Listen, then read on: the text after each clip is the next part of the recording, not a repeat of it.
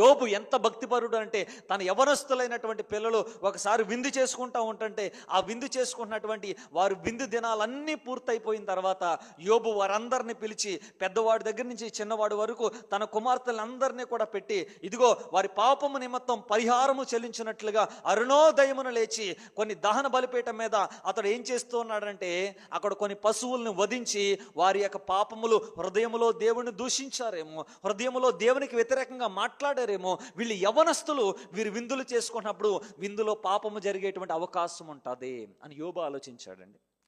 ఈ రోజున చాలామంది తల్లిదండ్రులు తమ పిల్లలు పిక్నిక్లకు వెళ్తానంటే, చాలామంది తల్లిదండ్రులు వారి పిల్లలు ఫేర్వెల్ పార్టీలకు వెళ్తానంటే, తమ పిల్లలు చాలామంది మ్యారేజెస్ పార్టీస్కి వెళ్తానంటే, చాలామంది తమ పిల్లలు ఫ్రెండ్స్ పార్టీలకు వెళ్తానంటే వాళ్ళకి డబ్బులు ఇచ్చి వారికి మంచి పార్టీ వేర్ డ్రెస్సులు కొని మనం పంపిస్తాము. కానీ ఎప్పుడైనా వారి పార్టీలు అయిపోయిన తర్వాత, వారి యొక్క ఫంక్షన్లు అయిపోయిన తర్వాత, ఏ రోజైనా ఇంటికి వచ్చిన తర్వాత యోబులాగా వారిని పిలిచి వారి కొరకు ప్రార్థించి వారి పరిహారము కొరకు వారు ఏదైనా రహస్యముగానో